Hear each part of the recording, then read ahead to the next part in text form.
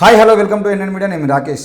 తెలంగాణ రాష్ట్రంలో ఆగస్టు 1న మరి వర్గీకరణకు సంబంధించిన విషయంలో సుప్రీంకోర్టు తీర్పు ఇచ్చిన తర్వాత సుప్రీంకోర్టు తీర్పు అనంతరం మనం వర్గీకరణ అంశం మీద 3-4 ఇంటర్వ్యూలు చేయడం జరిగింది. క్రిమిలేయర్కి సంబంధించిన విషయంలో మరి గాలి వినోద్ కుమార్ గారు, దాని తర్వాత చాలామంది క్రిమిలేయర్ వ్యతిరేకంగా మాట్లాడడం జరిగింది. వర్గీకరణ జరగకపోయినా క్రిమిలేయర్ మాత్రం చాలా ప్రమాదం అంటూ ఇంటర్వ్యూలు జరిగినాయి. ఆ తర్వాత మందకృష్ణ గారు ప్రెస్ మీట్ పెట్టడం, ఆ తర్వాత మాలలు మనవాదులు అని చెప్పేసి ఒక మాట మాట్లాడితే దాని మీద గోపినాథ్ గారు ఇచ్చినటువంటి ఇంటర్వ్యూలో మందకృష్ణ గారి మీద సీరియస్ అవ్వడం, దాని తర్వాత 4-5 ఇంటర్వ్యూలు మందకృష్ణ గారు మాట్లాడినటువంటి మాటల మీద కృపాకర్ మాదిగ గారిని, ఎందుకంటే ఎంఆర్పిఎస్ వ్యవస్థాపక కార్యదర్శిగా ఉన్నటువంటి కృపాకర్ మాదిగ గారిని కూడా ఇంటర్వ్యూ చేస్తే నరేంద్ర మోడీ మానవతావాది అనే అంశాన్ని మాత్రం నేను ఒప్పుకోను అని చెప్పేసి ఆయన కుండ బద్దలు కొట్టినట్టు చెప్పడం జరిగింది. ఆ తర్వాత చాలామందిని ఇంటర్వ్యూ చేశాం. మరి గత కొన్ని రోజులుగా అటు ఎంఆర్పిఎస్ నుండి కానీ, లేదంటే మాదిగ సామాజిక వర్గం నుండి, ఇటు మాల సామాజిక వర్గం నుండి, ఉపకులాలకు సంబంధించిన వాళ్ళు కూడా ఎవరు ఏం మీటింగ్ పెట్టినా మన ఛానల్లో పూర్తిగా ప్రచారం చేసేటువంటి ప్రయత్నం చేస్తున్నాం. ఆ ప్రసారంలో భాగంగా చాలామంది చాలా కామెంట్లు చేస్తూ ఉన్నారు. దాంట్లో ఎవరు ఎన్ని అన్నా మనకు పంపించేటువంటి వీడియోలు, మనల్ని పిలిచినటువంటి ప్రతి మీటింగ్కు ఆహ్వానం మేరకు తప్పకుండా పోతున్నాం, వాటిని ప్రసారం చేసేటువంటి ప్రయత్నం చేస్తున్నాం. ఒకవేళ మన దాంట్లో ప్రసారం కావట్లేదు అని అంటే దానికి తప్పకుండా బాధ్యత పిలవకపోవడం వలన జరిగినటువంటి తప్పిదం తప్పించి బాధ్యత రాహిత్యంగా ఉన్నటువంటి విషయం మాత్రం కాదు. అయితే ఈరోజు ఇదే వర్గీకరణ సంబంధించిన విషయంలో మరి ఎన్నో రోజులుగా తెలంగాణ రాష్ట్రమే కాకుండా 2 తెలుగు రాష్ట్రాల్లో, 2 తెలుగు రాష్ట్రాలు కాకుండా కర్ణాటక, తమిళనాడు లాంటి రాష్ట్రాలకు వెళ్ళి వచ్చినటువంటి అంబేద్కరిస్ట్గా 2 తెలుగు రాష్ట్రాల్లో మాత్రం గత కొంతకాలంగా ఎక్కడికి వెళ్ళినా ఆయన పేరు, ఆయన పిలిస్తే మీటింగ్ సక్సెస్ అవుతుందని కోణంలో చాలా కార్యక్రమాలకు రెంజర్ల రాజేష్ అనే పేరును పెట్టుకొని ఆయన ఫోటో పెడితే ఆయన పాటకు, ఆయన మాటకు, ఆయన దూకుడు స్వభావానికి, ఆయన ఏం మాట్లాడినా జనాలందరూ కూర్చుంటారని చెప్పేసి అర్ధరాత్రి 1 గంటలకు, 2 గంటలకు, 3 గంటలకు మైకులు ఇచ్చి ఆయనను పిలుచుకొని చివరి స్పీకర్గా ఆయన పెట్టి జనాలను కూర్చోబెట్టినటువంటి సందర్భాలు చాలా ఉన్నాయి. మరి ఈ మధ్య కాలంలో అంబేద్కర్ మీటింగ్లు పక్కన పెట్టి అంబేద్కర్ జ్ఞాన సభల్లో మాట్లాడినటువంటి రెంజల రాజేష్ గారు నేడు మరి మాల ఆత్మగౌరవ సభల వైపు తిరుగుతూ ఉన్నాడు. అసలు ఏం జరుగుతుంది, ఏంది? మరి అంబేద్కర్ జ్ఞాన సభ కాస్త మాలల ఆత్మగౌరవ సభగా ఎందుకు మారింది? ఈరోజు మాలల ఆత్మగౌరవ సభ పేరుతోని పూర్తిగా మాలవాదిగా మారిపోయిందా అనే పూర్తి అంశాలని అడగడం కోసం మన ఎన్ఐన్ మీడియాకి పిలవడం జరిగింది. అన్న, వెల్కమ్ టు ఎన్ఐన్ మీడియా.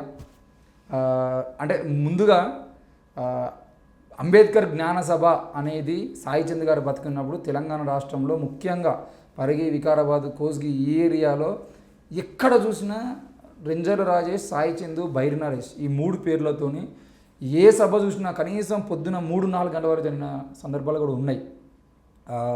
అందులో ముఖ్యంగా నరేష్ అన్న మాట్లాడడం వరకు అయిపోతే సాయి చంద్ గారు మీరు మాత్రం పాటలతో, మాటలతో ఉర్రుతో లూగించినటువంటి రోజులు చాలా ఉన్నాయి. కొన్ని వేల మంది, లక్షల మంది మీకు అభిమానులుగా మారారు.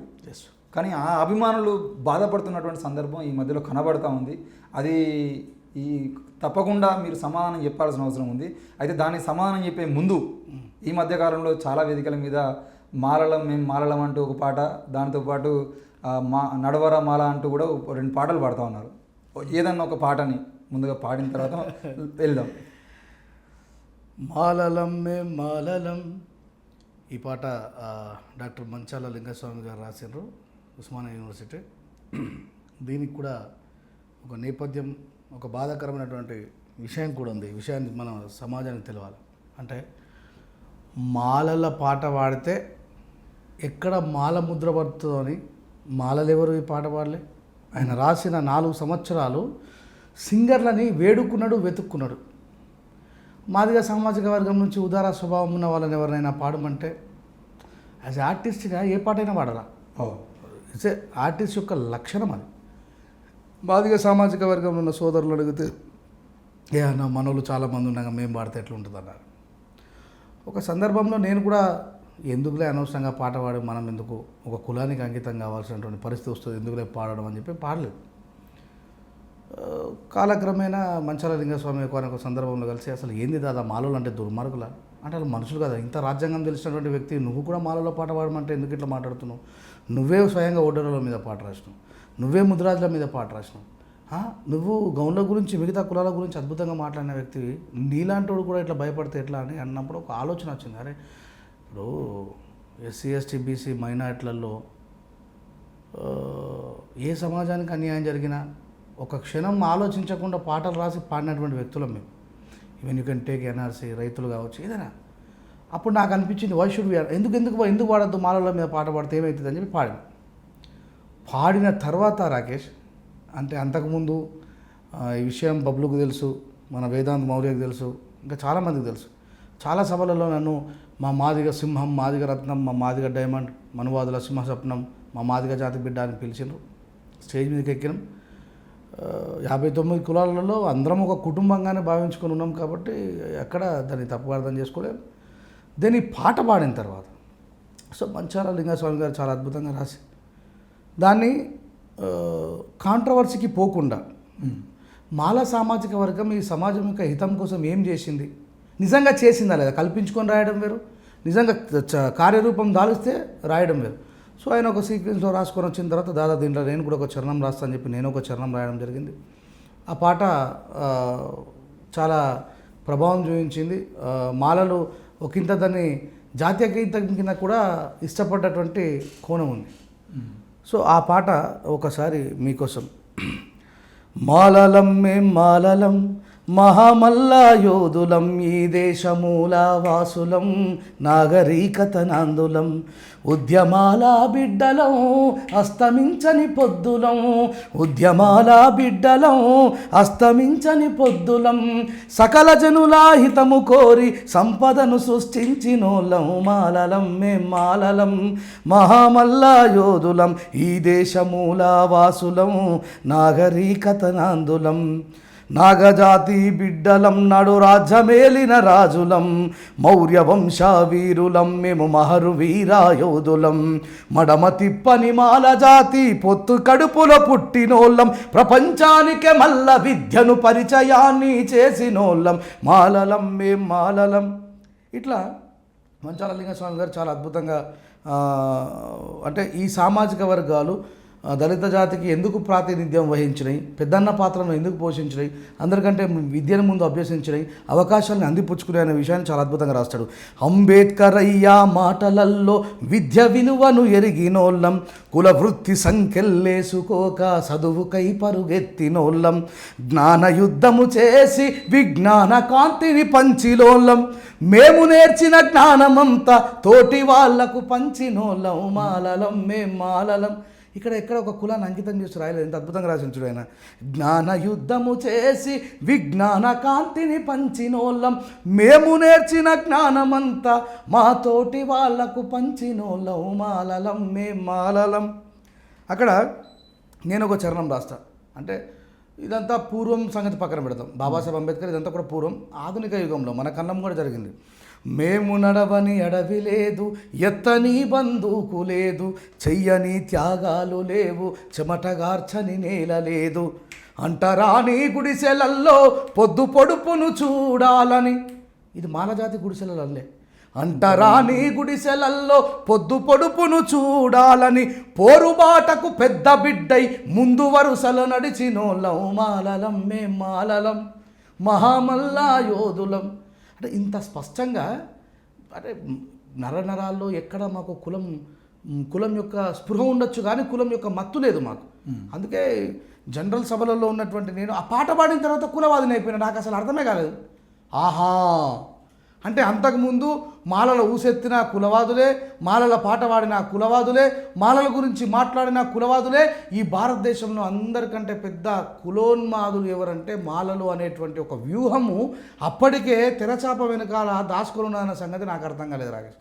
ఈ పాట పాడిన తర్వాత ఆహా రెంజర్ల రాజేష్ మాలోడు అనే డిస్క్రిమినేషన్ ఎదుర్కొన్న చాలామంది మాదిగ సామాజిక వర్గంలో ఉన్నటువంటి పెద్ద మనుషులు ఇంకా మాలోని మన స్టేజ్ మీదకి ఎందుకు రానిచ్చాడు, మన విగ్రహావిష్కరణకు ఎందుకు రానిచ్చాడు అనేటువంటివి చాలా డిస్క్రిమినేషన్ ఎదుర్కొన్న చాలామంది సామాజిక స్పృహ కలిగినటువంటి మాదిగ తమ్ముళ్ళు కూడా అన్న ఇక్కడ ఉన్నటువంటి వాళ్ళు కావాలని చెప్పి నేను రావద్దు అది అని చెప్పి అంటారు. అంటే సరే ఎందుకు కాంట్రవర్సీ అని చెప్పి నేను పోని కార్యక్రమాలు కూడా ఉన్నాయి. కానీ అక్కడ ఆ రోజు ఆ పాట పాడితే ఈయన మాలవాది, మాలకులం లోపల ఉన్నది అని చెప్పేసి అన్న వాళ్ళకు మీరు కౌంటర్లు చాలాసార్లు ఇచ్చారు, నేను మాలవాదిని కాదు అని చెప్పేసి. కానీ ఆ రోజు వాళ్ళు మాట్లాడింది ఇప్పుడు నిజమైంది కదా, మీరు ఆ మాలా స్టేజ్ల మీదే కనబడుతున్నారు కదా. అయితే ఒక్కటి గుర్తుపెట్టుకో రాకేష్, బాబాసాహెబ్ అంబేద్కర్ గారు ఒక మాట చెప్పాను, బిడ్డ ఒకవేళ భారత రాజ్యాంగం ధ్వంసం కాబోయే రోజులలో కమ్యూనిస్టులు, హేతువాదులు, నాస్తికులు, సమాజం పట్ల స్పృహ అవగాహన కలిగిన వ్యక్తులందరూ కలిసి ఏకమై పోరాడి భారత రాజ్యాంగాన్ని కాపాడుకోమని బాబాసాహెబ్ అంబేద్కర్ గారు చెప్పారు. ఇక్కడ ఏం జరుగుతుందంటే ఒకటి మాల సభలకు పోవడం ఎట్లా తప్పవుతుంది, ఒకటి నాకు అర్థం కాలేదు. రెండు, అసలు ఈ మాల కులం ఏదైతే ఉందో ఇది రాజ్యాంగానికి దూరంగా ఉందా, రాజ్యాంగం లోపల ఉందా?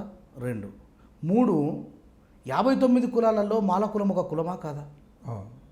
అంటే ఆ 59 ఇప్పుడు మా దగ్గర ఒక ఇంటర్వ్యూలో చెప్పిన టీచర్ పెంటన్న అని మన ఎస్సీ 59 కులాలలో ఒక ఉపకులమైనటువంటి వాళ్ళని ఏ కులం అంటారంటే బుడగజంగం గోసంగి కులం ఆయన. పాపం ఆయన మానేశ్వరి కానిస్టేబుల్ గారు స్థాపించినటువంటి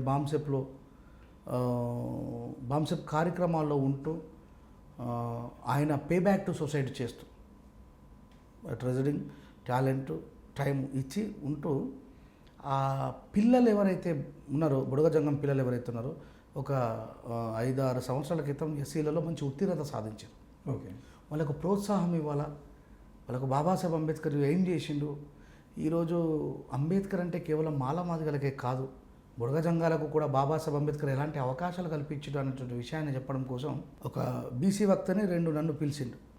మేము ఆ పిల్లలకు సన్మానం చేసి ఈరోజు ఒక న్యూన్యత భావంలో వాళ్ళు ఉండొద్దు. మేము బుడగజంగాలలో మాకు గుడిసెలు మాత్రమే ఉన్నాయి, మాకు పెంకుటిళ్ళు ఉన్నాయి, మిగతా వాళ్ళతో పోల్చుకుంటే మిగతా ఎస్సీ మాలమాదిగ కులాలతో పోల్చుకుంటే మేము చాలా డౌన్లో ఉన్నామనేటువంటి అభిప్రాయం తొలగిపోవాలి వాళ్ళకి అనే విషయం చెప్పాలని చెప్పి నాకు ఆయన చెప్పినప్పుడు, ఆ పెంటన సార్ చెప్పినప్పుడు నేను పోయి చెప్పిన, పిల్లలారా బాబాసాహెబ్ అంబేద్కర్ గారు రిజర్వేషన్ కల్పించినప్పుడు మీ కళ్ళ ముంగడ కొంచెం ఉన్నతంగా కనబడుతున్నటువంటి కులాలు ఈ కూన పెంకల ఇండ్లు కూడా లేవు, ఈ మన గుడిసెలు కూడా లేవు మనకి. మనమంతా కూడా సంచార జాతి నుంచి వచ్చిన వాళ్ళమే, చదువుకున్నారు కాబట్టి అవకాశాలను అందిపుచ్చుకున్నారు కాబట్టి వాళ్ళు ఒక జనరేషన్ మీకు ఉన్నతంగా కనబడుతున్నారు.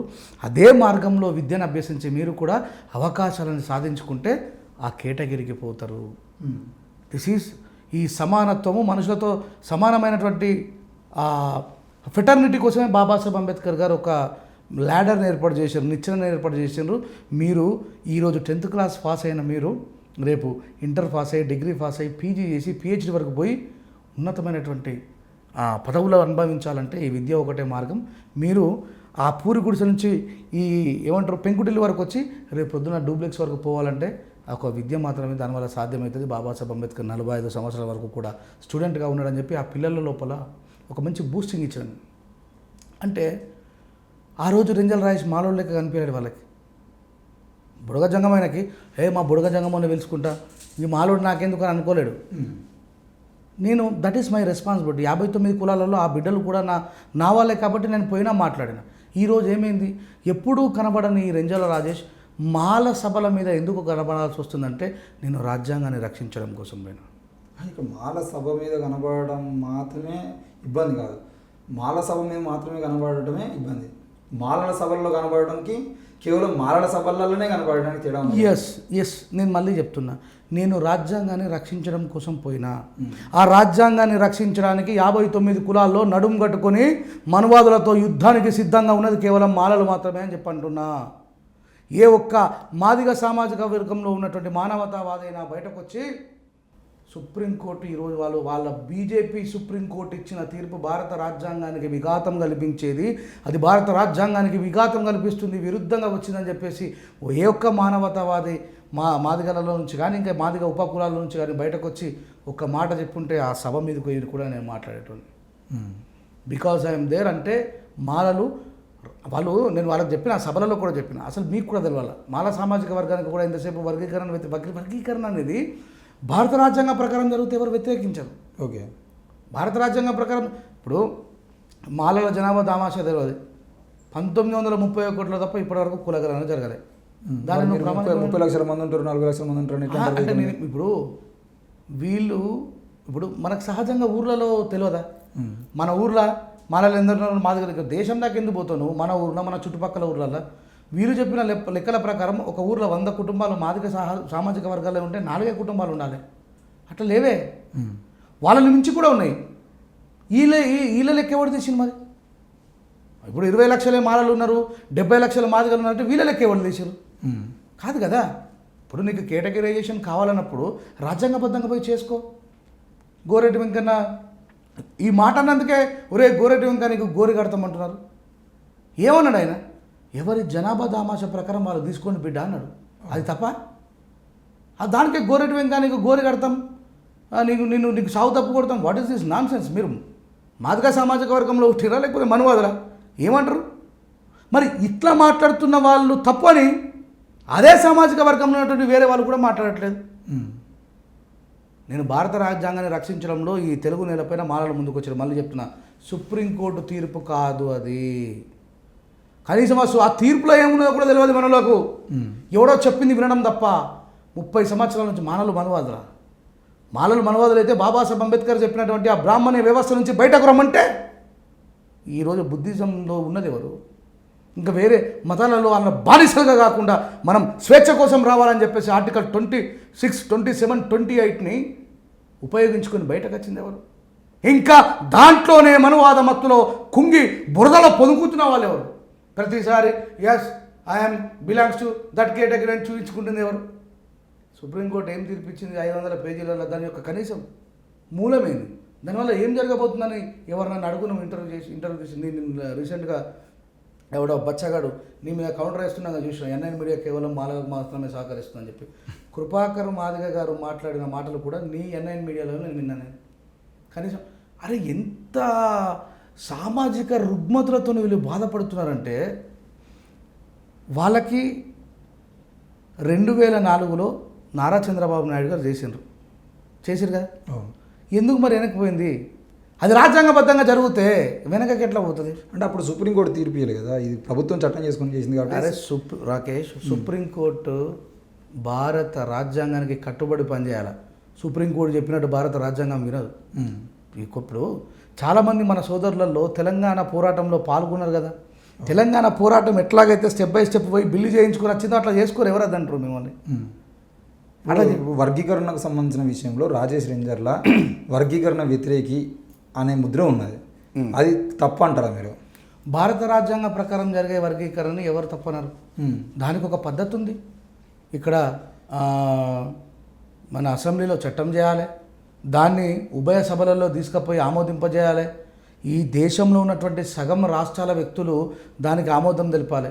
వీళ్ళు ఎంతసేపు మాలల మీద ఏడుతున్నారు కదా, ఆడ ఫస్ట్ ఉభయ సభలకు పోగానే అందరికంటే ముందు వర్గీకరణ వద్దని మాట్లాడేది మన మాదిగ జాతి బిడ్డ మాయావతి అక్కనే. ద లార్జెస్ట్ చెమార్స్ ఉన్నటువంటి రాష్ట్రము ఉత్తరప్రదేశ్. ఈ మాత్రం కూడా సామాజిక అవగాహన ఉండదు మన వాళ్ళకి. మరి ఇలా నిన్నగాక మొన్న చంద్రశేఖర్ ఆజాద్ గారు నగీనా పార్లమెంట్ సభ్యుడిగా ఎన్నిక కాబడ్డ వ్యక్తి కూడా ఒక గొప్ప మాట మాట్లాడాడు. మీరు క్రిమినల్ చేస్తామంటారు చంద్రచూడ్ గారు, మీ అయ్యా 13 సార్లు చేసిండు, మరి మీ నుంచే మొదలు పెట్టరు ఫస్ట్ అన్నాడు. మీ నాన్నగారు అనుభవించిన తర్వాత మీరు ఎట్లా అవుతారు? నిన్నగాక మొన్న ఆయన కూడా రిటైర్డే. అరే గీ కనీసం బాధ్యత ఉండద్దా మనలకు? వీళ్ళకి ఎంతసేపు కొద్దిమందికి మాలోలే భూతం, మాలోలే దుర్మార్గులు ఆయన చెప్పడము, వీళ్ళు దాని వెనక నమ్మడం, వెనకాల సాగు డప్పు కొడదని ఏమని సాగు డప్పు కొట్టకుండా వాళ్ళు అనడంలో తప్పే ఉందన్న. ఇప్పుడు 59 కులాలు ఉన్నాయి ఎస్సీ దళితులలో. 59 కులాలు ఉన్నప్పుడు ఎవ్వరు దాన్ని వ్యతిరేకిస్తున్న వర్గీకరణ? ఒక మాలలు కదా. ఇప్పుడు ఆ రోజు తీర్పు వచ్చిన కారణం ఇప్పటి వరకు ఊరుకు మీటింగ్లు పెట్టుకుంటా మండలము నియోజకవర్గాన్ని తేడా లేకుండా ఇక మీరు నిద్రపోకుండా పనిచేస్తున్న ఒక వర్గీకరణ వ్యతిరేకంగా కదా. మళ్ళీ మీరు మాత్రమే మాలలు మాత్రమే అంటున్నప్పుడు మాలలు దొబ్బి తిన్నాడు అనేదానికి అదే మీరే ఆధారం చూపిస్తున్నట్టు అర్థం కదా. రెండు చెప్తా. రాజ్యాంగబద్ధంగా వర్గీకరణ చేసుకోమని మేము కూడా వాళ్ళతో ఉంటాం. మళ్ళీ చెప్తున్నా, రాజ్యాంగబద్ధమైన వర్గీకరణ చేసుకోమని మేము వాళ్ళతో ఉంటాం. It is on process. దానికి ఒక ప్రాసెస్ ఉంది తెలంగాణ లాగా. అప్పుడు అందరికంటే ముందు అడ్డుపడుతున్నది ఎవరు చెప్పు? మాయావతి గారు. మరి దమ్ముంటే మాయావతి మీద మాట్లాడమను. వాళ్ళ మాదిగ సహోదరి అంటే ఆ మాట నేను అనకూడదు, కానీ తప్పనిసరి పరిస్థితులు అనాల్సి వస్తుంది. మన 59 కులాలకు సంబంధించిన ఒక కుటుంబంలో మన బిడ్డ కదా. మరి తన గురించి మాట్లాడరే, మమ్మల్ని తిడతారు ఎందుకు? ఆమె కూడా ఇప్పుడు చంద్రశేఖర్ ఆజాద్ ఎంతమంది ఎన్ని వేల మందితో మీటింగ్ పెట్టిండు వర్గీకరణ వద్దని. ఆయన గురించి మాట్లాడిండా? ఇప్పుడు నువ్వు ఒక యాంకర్గా, నువ్వు ఒక జర్నలిస్ట్గా ఏ ఒక్కరైనా మాట్లాడినా, కృపాకర్ మాదిగ గారు మాట్లాడినరా, మేడి పాపాయ్య గారు మాట్లాడినరా, యాదకుల భాస్కర్ అన్న మాట్లాడిండా, వంగపల్లి సీనన్న మాట్లాడిండా, మన అన్న ఏది విశారదన్ మహారాజు గారు మాట్లాడినరా, ఆఖరికి మా గురువు గారు కదిరి కృష్ణ గారు మాట్లాడినరా, లేదంటే మన బీఎస్పీ కోసం అంతకాలం పరితపించి ప్రజలు ఓట్లేస్తే నేను గెలుస్తా, ఒక రకమైనటువంటి నూతన విప్లవాన్ని సృష్టిస్తా అని చెప్పి ముందుకు వచ్చినటువంటి ఆర్ఎస్ ప్రవీణ్ కుమార్ గారు మాట్లాడినరా. మమ్మల్ని తిడతారు ఎందుకు అంటే కావాలని చెప్పి నేను ఒకటే మాట చెప్తాను రాకేష్, నువ్వు సుప్రీంకోర్టుకి తీర్పు తెచ్చుకున్నావు, అది అక్రమమా సక్రమమా పక్కన పెట్టు, ఏ మాలోళ్ళు బయటకు రాలే. వాళ్ళు రాజ్యాంగబద్ధమైనటువంటి పోరాటం చేయడం కోసం వాళ్ళు సుప్రీంకోర్టుని ఆశ్రయించవచ్చు, హైకోర్టుని ఆశ్రయించవచ్చు, కానీ రోడ్ల మీదకి ఎవరు రాలే. మీరు సంబరాలు జరుపుకున్నారు, ఎవరు రోడ్ల మీదకి రాలే. నువ్వు ఏమన్నావు? మాలలు మనవాదులు వర్గీకరణ మీద మీరు మౌనం వీడాలన్నారు అంటే నీకు వీళ్ళు రోడ్ల మీదకి రావాలా, లొల్లీలు కావాలా, మళ్ళీ మీ దుకాణం ఇంకా కొనసాగింపు కావాలా అంటే ఇప్పుడు నీకే లేదు, నాకు అనిపిస్తుంది అంటే మా కృష్ణకే లేదు. ఇప్పుడు మీరు అన్న మాట ప్రకారం మందకృష్ణ గారు పిలిస్తే మీరు వచ్చారు అంటే మందకృష్ణ గారు ఆడిస్తున్న నాటకంలో మీరు ఆడుతున్నారు అన్నట్టు. మేము ఎవరు ఆడితే ఆడడానికి మేము మన గ్యారెంటీ ఇప్పుడు ఆయన రెచ్చగొడితేనే మీరు వచ్చినట్టు కదా. వినాలి ఆయన ఒక్క మాటతో ఆగిపోలే. రెంజల్ రాయిస్ రావడానికి గల కారణం కూడా ఉంది, చెప్తాను. మేము ఎవరో ఆడిస్తే ఆడడానికి గారడోడి చేతుల కోతులం కాము. అర్థమైందా? నువ్వు ఇట్లా మాట్లాడు అట్లా మాట్లాడు అని చెప్పంటే ప్రజలకు తెలుసు, నీకు తెలుసు. ఈ దేశంలో మనువాదం మీద రైతు నల్ల చట్టాలు వచ్చినప్పుడు, ఎన్ఆర్సీ సిఏ వచ్చినప్పుడు మాట్లాడిన రెంజల్ రాజేష్ ఈరోజు మాలల తరపున ఉండి రాజ్యాంగబద్ధమైన పోరాటంలో, ఆ రోజు రాజ్యాంగబద్ధమైన పోరాటంలోనే ఉన్న పంజాబ్ రైతులకి, హర్యానా రైతులకు మద్దతుగా పాట రాసిన, పాడినా, మాట్లాడినా ఎన్ఆర్సీ సిఏఏ వచ్చింది. ఇదంతా కూడా అక్రమంగా తెచ్చినటువంటి అవి రాజ్యాంగబద్ధమైనవి కావు కాబట్టి మళ్ళీ చింపేసి చెత్తకపోటలు వాడేసారు. ఇది కూడా రేపు అదే జరుగుతుంది. నన్ను రెంజల్ రాయేష్ అంటే మందకృష్ణ మాదిగా పిలిస్తే వచ్చినా కాదు, బాబాసాహెబ్ అంబేద్కర్కు కూడా కులపిచ్చున్నది. అంబేద్కర్ మహర్ల సమ్మేళనం పెట్టిండు అన్నాడు. అన్నం పెట్టిన తండ్రి బాబాసాహెబ్ అంబేద్కర్ ఒక కులానికి అంకితం అంటే బీజేపీలు మాట్లాడిస్తున్న మాటలు ఇవన్నీ. ఇప్పుడు ఎవరి చేతిలో, ఏ గరడోడి చేతిలో కీలు బొమ్మన్నట్టు బాబాసాహెబ్ అంబేద్కర్కి మహర్పిచ్చున్నా అది. మరి బాబాసాహెబ్ అంబేద్కర్ అట్లా మహర్పిచ్చుండే, మహర్లకి రాష్ట్రుడు కదా. ఆర్టికల్ 340 బీసీలకు ఎందుకు రాసిండు? ఈ రోజు ఎకనామికల్ వీకర్ సెక్షన్ 3% ఉన్న వాళ్ళని బీజేపీ ఒక అక్రమ చట్టం తీసుకొని వచ్చి 10% రిజర్వేషన్ ఇస్తుంది. ఇదే మందకృష్ణ మాదిగన్న స్పృహలో ఉండుంటే ఎన్నడో మన తాతల కాలంలో 15% రిజర్వేషన్ ఇచ్చింది. బ్యాక్లాగ్ పోస్టుల గురించి మాట్లాడినా 15% రిజర్వేషన్ని ఇలా సరే, నువ్వు సమర్థవంతమైన ఉద్యమకారుడే కాదంటలే. మా 59 కులాలల్లో నువ్వు మా అన్నవి ముందుకు వచ్చినావు. నీ సమాజాన్ని 30 సంవత్సరాల నుంచి ఏకీకృతం చేసినావు, గొప్ప విషయమే. మరి మాలలు, మాదిగలు, ఇంకా సబ్బండ వర్గాలన్నీ కలిసి ఎన్ని సంవత్సరాలు ఇంకా 15% 20 మేము మా తాతలకు కొడుకు, మా తండ్రులు పుట్టిన, మా తండ్రులకు మేము పుట్టినాం, మాకు పిల్లలు పుట్టినని చెప్పేసి నువ్వు ఇంకా దాన్ని పెంచడం కోసం పోరాటం చేస్తుంటే నువ్వు ఎప్పటికీ దళిత జాతి గుండెల్లో ముద్రపడిపోయేటట్టుగా. అది కాకుండా ఎప్పుడు రాజ్యాంగ విరుద్ధమైన వర్గీకరణ కోరుకుంటాడు జనాభా. ఇప్పుడు నేనేమంటే రాజ్యాంగబద్ధమైన వర్గీకరణ కోసం నువ్వు పోరాడితే మేము కూడా వస్తాం కదా, మాదేం పోతుంది అలా. మా జనాభా తమాషా ప్రకారం మాకు వస్తుంది. మీరు చేయొచ్చు కదా మరి పోరాటం. ఎవరు ఇప్పుడు 15% నుండి 20%, 25% పెంచాలని చెప్పేసి కనీసం మాలలు ఎవరైనా పోరాటం చేసినా ఎందుకు చేయలేదు? మస్తు మంది మాట్లాడిన ప్రతి ఒక్కరు. ఇప్పుడు ఒక విషయంలో మనం సఫలీకృతం కావాలంటే ఐక్య ఉద్యమాలు చేయాలి. ఈయనకు ఐక్య ఉద్యమాలతో అవసరం లేదు. ఈయనకు ఎంతసేపు అదే. మరి నిజంగా ఆయననే ఆ వర్గానికి నాయకుడు అంటే మరి మిగతా చాలామంది పుట్టుకొని వచ్చారు. ఇక్కడ టార్గెట్ ఎంతసేపు మాలలను ఎందుకు చేస్తారు? ఒక ఆయన మాట్లాడాడు, జాతీయ అవార్డు గ్రహీత, మాలలు 70 ఏళ్ళ నుంచి దొబ్బి తింటున్నారు అని. గుర్తుపెట్టుకో రాకేష్, ప్రజలారా మీరు కూడా గుర్తుపెట్టుకోండి. రేపు ఏబిసిడి వర్గీకరణ జరిగిన తర్వాత మాల సమాజం తర్వాత విజ్ఞానంలో వాళ్ళతో పాటు సమానంగా, వాళ్ళతో కొంచెం తక్కువ అయినా సరే రన్నింగ్లో ఉన్న వాళ్ళు ఎవరు? మాదిగ సామాజిక వర్గం. రేపు దక్కలి సామాజిక వర్గం కూడా కొంచెం పైకి వచ్చిన తర్వాత మా రిజర్వేషన్ని మీరు దొబ్బి తింటున్నారని కంపల్సరీ మాదిగలు అంటారు. అప్పుడు వీళ్ళకి అర్థమవుతుంది, చదువుకుంటే ఉద్యోగాలు వచ్చినాయి, కష్టపడితే ఉద్యోగాలు వచ్చినాయి, రాత్రి పగలు కష్టపడి చదివితే ఉద్యోగాలు వచ్చినాయి. క్వాలిఫికేషన్ లేకుండా నీకు ఉద్యోగం ఎట్లిస్తారు రాకేష్? నాకు అర్థం కదా. రేపు పొద్దుగా వీళ్ళు ఏమనంటే పాపం మాదిగ సామాజిక వర్గంలో ఉన్నటువంటి మనోళ్ళందరూ ఏమనుకుంటారంటే ఏబిసిడి వర్గీకరణ జరిగితే, ఇప్పుడు నువ్వు చాలా చిన్న ఎగ్జాంపుల్ ఇచ్చిన, గవర్నమెంట్ టీచర్ ఉద్యోగం రావాలంటే కంపల్సరీ నువ్వు బీడీఏలో నీకు ఏబిసిడి వర్గీకరణ జరిగితే 5వ తరగతి కానీ నీ కోటాలు వచ్చిందా, నువ్వు 5వ తరగతి పాస్ అయినా సరే నువ్వు టీచర్ చేయాలంటారా? చదువు కదా మనకు కావాల్సింది. వితౌట్ క్వాలిఫికేషన్ మనం ఆ జాబ్ని మనం కొట్టలేము. ఈ విషయం అర్థం చేసుకునేందుకు మాలల్ని మించి చదవండి కదా మీరు. ఈ మాదిగ సామాజిక వర్గంలో ఉన్నటువంటి నాయకులందరూ కూడా మాదిగల్ని అరే బిడ్డ మనం వాళ్ళకంటే ఎక్కువ చదవాలి, వాళ్ళు అందిపుచ్చుకున్నారంటే కారణం వాళ్ళకు కష్టపడే తత్వము, ఆ క్వాలిఫికేషన్ని వాళ్ళు చేయగలిగారు కాబట్టి అది సాధ్యమైంది. రేపు ఇది కంపల్సరీ ఇంకో 10 సంవత్సరాలు, అసలు ఇంకో 10 సంవత్సరాలు సుప్రీంకోర్టు తీర్పు విషయంలో వాళ్ళకి అవగాహన లేనేలేదు. వాళ్ళు తిరిగి మళ్ళీ హైందవీకరణ చేస్తూ ఈ దేశంలో చాతుర్వర్ణ వ్యవస్థ తీసుకుని కులాలు పోవాలని చెప్పేసి కనీసం ఈ ఈక్వేషన్ కూడా మనలో తెలియకుండా ఉన్నారు అంటే వీళ్ళని ఏమన్నా చెప్పు. ఎవరైనా సరే రేపు పొద్దున నువ్వు ప్రొఫెసర్ దగ్గరికి పోయి ఇంకెవరి దగ్గరికి పోయి అసలు సుప్రీంకోర్టు తీర్పులో ఏముంది, దానివల్ల నిజంగా మాదిగలకు జరిగే లాభం ఏందని అడుగు. కనీస అవగాహన లేకుండా మాట్లాడుతున్నారు మన వాళ్ళు. సుప్రీంకోర్టు తీర్పులో ఏమొచ్చిందో తెలియదు. ఆయన ఏం విన్నాడో, ఈ హర్యానా రాష్ట్రంలో జరిగిన పోరాటానికి వాళ్ళు ఏం చెప్పినరో దాన్ని ఈయన ఎందుకు ఆపాదించుకొని తెలుగు రాష్ట్రంలో సంబరాలు చేసుకున్నాడో ఆయన ఎలకాల ఫాలో అవుతున్న వాళ్ళందరూ కూడా గుడ్డిగా ఏదో మాదిగలకు ఈ సుప్రీంకోర్టు ఏదో చేసిందని చెప్పి అనుకుంటారు. అసలు సుప్రీంకోర్టు జడ్జిమెంట్లో ఏమున్నా అంటే తీర్పు యొక్క లక్ష్యం ఏంది తెలుసా? వాళ్ళు ప్రధానంగా రిజర్వేషన్కు టైం బాండ్ విధించాలంటున్నారు.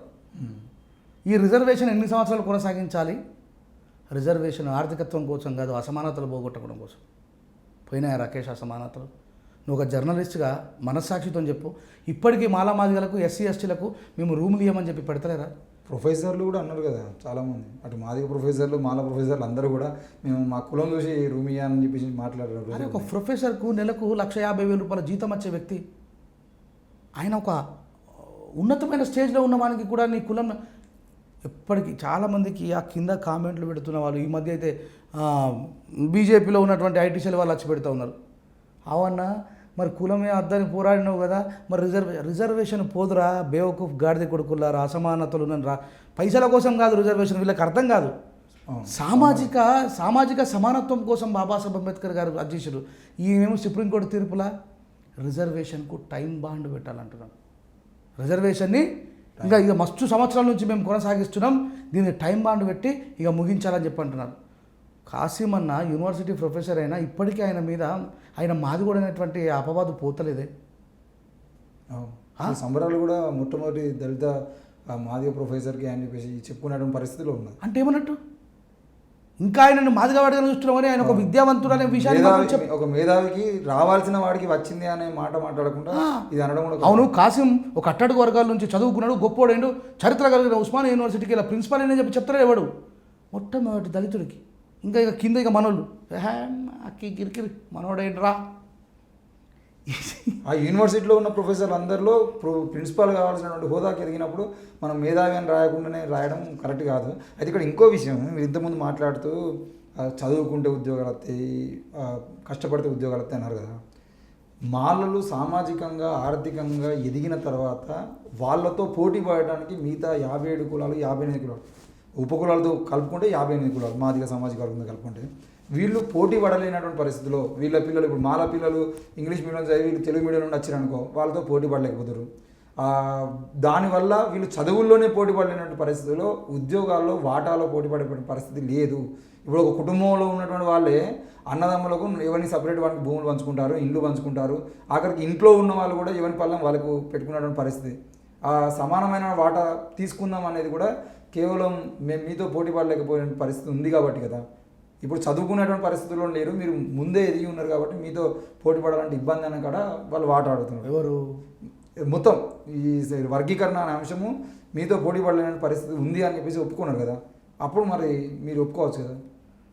దొబ్బి తిన్నారు అంటే కోపం వస్తుంది, దొబ్బి తినకపోతే ఎందుకు కోపం వస్తుంది? ఆర్ఎస్ ప్రవీణ్ కుమార్ గారు ఒక ఐపీఎస్ ఆఫీసర్, అవును, వాళ్ళ అమ్మ ఒక టీచర్, వాళ్ళ నాన్నగారు టీచర్, వాళ్ళ చెల్లె ఒక ఆఫీసర్, వాళ్ళ బావగారు ఒక డాక్టరు, తర్వాత టీఆర్ఎస్ గవర్నమెంట్లో ఎమ్మెల్యే. ఇప్పుడు ఎంతమంది రిజర్వేషన్ అనుభవించినట్టు వాళ్ళు 6 మెంబర్స్. ఇప్పుడు నేను అనాలా వాళ్ళు దుబ్బి తింటారు చెప్పు రాకేష్. ఇప్పుడు నేను అనాలా? సారు క్లియర్గా చెప్పిండు పాపం ప్రవీణ్ కుమార్ సార్, నేను ఒక లారీ క్లీనర్ని, కష్టపడి చదువుకున్నాడు కాబట్టి అంచెలంచెలుగా పైకి వచ్చిండు. ఆయన ఎదుగుదలని ఏం ఆలోడు ఆపలేడే. దానికంటే ముందు సార్ వల్ల అమ్మకి నాన్న వాళ్ళు కష్టపడి చదువుకున్నారు, వాళ్ళు గవర్నమెంట్ టీచర్లు అయినారు, వాళ్ళ అభ్యున్నతిని ఏం ఆలోడు ఆపలేదే. దాని తర్వాత సార్ వాళ్ళ చెల్లె, ఆ అక్క యొక్క అభ్యున్నతిని ఎవరు ఆపలేరే. వాళ్ళ బావగారిని డాక్టర్ కావడాన్ని ఎవరు ఆపలేరు, ఆయన ఎమ్మెల్యే కావడాన్ని ఎవరు ఆపలేరే. ఒక ఎగ్జాంపుల్ చెప్తా, గుర్తుపెట్టుకో రాకేష్. కాసిం అన్న మొన్న మాట్లాడుతూ చెప్తుండ్రు, నేను చిన్నప్పటి నుంచి చూస్తూ ఉన్నా, మా ఇంటి పక్కన దక్కల వాళ్ళు ఉంటారు. నన్ను ఇప్పటికీ ఆయన చిన్నప్పటి నుంచి మాదిగ పటేలా అని చెప్పి అంటాడు. వాళ్ళకు ఏబిసిడి వర్గీకరణ వస్తే వాళ్ళ జీవితాలు మారుతాయి అన్నాడు. బాబాసాహెబ్ అంబేద్కర్ గారు ఏమంటారు? నువ్వు లబ్ధి పొందిన తర్వాత యూ హ్యావ్ సమ్ రెస్పాన్సిబిలిటీస్. నువ్వు పే బ్యాక్ టు సొసైటీ చేయాలి. నీ సమయాన్ని ఇవ్వాలా, నీ ధనాన్ని ఇవ్వాలా, నీ జ్ఞానాన్ని ఇవ్వాలా. కాసిమన్న ఈరోజు ఒక ప్రముఖ మేధావి. నీ పక్కింటి వాళ్ళ పైన నీ కాంట్రిబ్యూషన్ ఏందని అడుగుతున్నాను నేను. నువ్వు విద్యావంతుడివి, విద్యార్థులకు జ్ఞానాన్ని బోధిస్తున్న వ్యక్తివి. ఇప్పుడు ఈ మాట మాట్లాడుతుంటే అవతల వాళ్ళకు కత్తి పెట్టి గెలికినట్టుంటుంది. That is your responsibility. Yes, నువ్వు అంటున్నావు కదా మాలల వాళ్ళ రెస్పాన్సిబిలిటీ పోయిందని. మాలల వాళ్ళ రెస్పాన్సిబిలిటీ కోల్పోయి వాళ్ళు దుర్మార్గులు అయితే ప్రవీణ్ కుమార్ సార్ ఇంట్లో 6 ఎట్లా తయారవుతారని అడుగుతున్నా. ఈ రాష్ట్రంలో ఎమ్మెల్యేలు ఎట్లయినరు, ఎంపీలు ఎట్లయినరు, డాక్టర్లు ఎట్లయినరు, సంపన్న మాదిగలు ఎట్లయినరు. ఒక్కడు ఎదిగితేనే నీకు లిస్ట్ ఇస్తా. ఇగో ఈరోజు తప్పనిసరి పరిస్థితుల్లో మాట్లాడాల్సి వస్తుంది చెప్తున్నా, గుర్తుపెట్టుకో. టీఆర్ఎస్ గవర్నమెంట్ ఎప్పుడు వచ్చింది? ప్రభుత్వం 2014 ఏర్పడ్డది. మిత్రులారా, నా సహోదరులారా, మాలలపైన విషం జిమ్ముతున్న వారలారా, ఇగో మీకోసమే లిస్టు రాసుకొచ్చిన రాకేష్. మీకు నేను మాట్లాడేది అబద్ధమైతే ఎస్సీ కార్పొరేషన్ వెబ్సైట్ తెలంగాణలో సెర్చ్ చేసుకోండి. ఇది రెంజర్ల రాజేష్ రాసిందో, మాల మహానాడు సంఘాలు రాసిందో కాదు. లబ్ధిదారుల విషయం ఇప్పుడు రాకేష్ అన్నాడు కదా దొబ్బి తింటున్నారని చెప్పేసి, ఎవడు దొబ్బి తింటున్నాడో కూడా మీకు తెలవాలా. టీఆర్ఎస్ గవర్నమెంట్ వచ్చి తెలంగాణ ఫామ్ అయిన తర్వాత జనగామలో కార్పొరేషన్ లబ్ధిదారుల లిస్టు చదువుతున్నా, రాసుకోండి, పెన్ను పేపర్ పెట్టుకొని మరి రాసుకోండి. జనగామలో మాదిగలు 2877. ఓకే, 4 డిజిట్ గుర్తుపెట్టుకో. 2877 మాదిగలకు, 191 మాలలకు. Okay, 3 digits. భూపాల్పల్లిలో 1572 మాదిగలకు, 554 మాలలకు. జోగులాంబ గద్వాల్లో 3301 మాదిగలకు, 194 మాత్రమే మాలలకు. కరీంనగర్ జిల్లాలో, ప్రతిష్టాత్మకమైన కరీంనగర్ జిల్లాలో 3059 మాదిగలకు, 796 మాలలకు. ఖమ్మంలో 8016 మాదిగలకు, కేవలం 459 మాత్రమే మాలలకు. మహబూబాబాద్లో 1810 మాదిగలకు, 559 మాత్రమే మాలలకు. వరంగల్లో 9488 మాదిగలకు, 1210 మాలలకు. నల్గొండ జిల్లాలో 7084 మాదిగలకు, 2100. ఇక్కడొక్క జాగాలు వచ్చింది 4 డిజిట్. 2149 మాలలకు. సూర్యాపేటలో 4597 మాదిగలకు, 1284 మాలలకు. ఇట్లా యాదాద్రి భువనగిరి జిల్లాలో మాదిగలకు 2570 అయితే 369 మాలలకు. ములుగులో 1098 మాదిగలకైతే కేవలం 373 మాలలకి. పెద్దపల్లిలో 1996 మాదిగలకైతే 673 మాత్రమే మాదిగలకు. సిద్దిపేటలో 2558 మాదిగలకైతే 873 మాలలకి. వనపర్తిలో 2309 మాదిగలకైతే 126 మాత్రమే మాలలకి. రంగారెడ్డి జిల్లాలో 1979 మాదిగలకైతే 552 మాలలకు. 2014 నుంచి 2015 వరకు కార్పొరేషన్ ద్వారా మంజూరైనటువంటి లబ్ధిదారుల సంఖ్యలో మాదిగలు 10,776 అయితే 3,759 మాలలు. 2015 నుంచి 16 వరకు మంజూరైన లబ్ధిదారులలో మాదిగలు 28,878 మాదిగలైతే 10,277 మాలలు. 2016 నుంచి 17 వరకు 1,04,006 మాదిగలైతే 32,291 మాలలు. 2017 నుంచి 18 వరకు 58,045 మాదిగలకైతే 20,307 మాత్రం మాలలకు. 2018 నుంచి 2019 వరకు 82,161 మాదిగలకైతే 22 జనవరి 2022 చివరిగా వాళ్ళు ఇచ్చిన అల్టిమేటంలో 3,11,673 3,11,673 మాదిగలైతే కేవలం 1,58,020 మాత్రమే మాలలకి. ఇప్పుడు చెప్పండి నీ ఏమన్నారు రాకేష్? నేను ఏమన్నా చెప్పు రాకేష్. ఇప్పుడు ఎవరు దొబ్బితున్నది? ఇది నేను రాసింది కాదు, మళ్ళీ చెప్తున్నా, గుర్తుపెట్టుకోండి. ఎస్సీ కార్పొరేషన్ వెబ్సైట్ తెలంగాణకి వెళ్ళి ఈ లిస్టు తప్పైతే నేను దేనికైనా సిద్ధమున్నా. నా అన్నదమ్ములు మీరు లాభపడితే మీ మీద అక్కసుపడేంత దుర్మార్గమైన ఆలోచన మాకు లేదు. కానీ అవతల నుంచి మమ్మల్ని ఇబ్బంది పెట్టి ఇవన్నీ చెప్పించాల్సిన పరిస్థితి ఏర్పడ్డది. ఇప్పుడు దొబ్బి తింటురు అంటే నేను గోరెట్ వెంకన్ననో జయరాజ్ అన్ననో గద్దర్ అన్ననో కాదు మౌనంగా ఊకోవడానికి. ఎన్ని సంవత్సరాలు ఇట్లా మమ్మల్ని ఇబ్బంది పెడతారు మీరు? ఇది ఏం లిస్టు? మీరు 4 దాటితే మేము 3 కూడా దాటకపోతే మీరు 15 లక్షల దగ్గర ఉంటే మేము 1 లక్ష దగ్గర ఉన్నాం. ఇప్పుడు ఏమన్నా? ఇప్పుడు ఎప్పుడు అరే ఎవడెవడో పాట పాడుతున్న చెత్త నా కొడుకులారా, ఇప్పుడు పల్లెం లెక్కలే పిడికిలు పట్టుకుని దోసుకొని పోయినాడు ఎవడు? మేమా? ఇది ఇది ఇది ఇది గవర్నమెంట్ లిస్టు, నేను తయారు చేసిన లిస్టు కాదు. ఎందుకంటే అందుకే చెప్తా చదువుకోవాలని చెప్పేసి. ఈ చదువు రాక అడ్డమైన చెప్పిన మాటలని ఆగం కాకూడదు. అందుకే బాబాసాహెబ్ అంబేద్కర్ విజ్ఞానవంతుడు ప్రజ్ఞాని అని చెప్పిండు. ఇక ఒకడు పాట రాసుకుంటూ ఉరుకుతున్నాడు, ఒకడు ఉరుకుతున్నాడు, ఒకడు ఏదో అందుకే చదువుకోవాలని చెప్పి చెప్తా. చదువుకోకుండా ఉంటే గిట్టనే ఉంటుంది. అక్రమ లెక్కలు, తప్పుడు లెక్కలు. ఇప్పుడు చదువుకున్నాడు అంటే ఈ తెలంగాణ రాష్ట్రంలో ఒక గురుకులాలను గొప్ప స్థాయిలో తీసుకొచ్చినటువంటి వ్యక్తి రాజకీయాల్లోకి వచ్చి రాజ్యాధికారం, ఈ మధ్యకాలంలో మీరు ఉపయోగిస్తున్న మాట కూడా, ఇంతకుముందు ఉపయోగించిన మాట కూడా రాజ్యాధికారం, మనం అధికారం కోసం ఫైట్ చేద్దాము, ఈ వర్గీకరణ వద్దు అని కూడా మాట్లాడుతున్న సందర్భంలో రాజ్యాధికారం కోసం ఒక మనిషి బీఎస్పీ జెండాను ఎత్తుకొని పోతే ఆయన ఓడించింది కూడా మారాలి కదా. మరి బహిరంగ వేదికల మీద మేమే ఓడించినా అని చెప్పి చెప్తారు కదా. ఇగో ఈ పరస్పర వైరుధ్యం అనేది ఈ రోజు నుంచి మొదలైంది కాదు.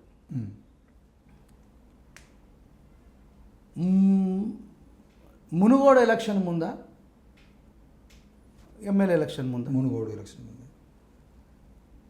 ఈ విషయం కూడా జ్ఞాననేత్రం ఓపెన్ చేసుకొని వినండి.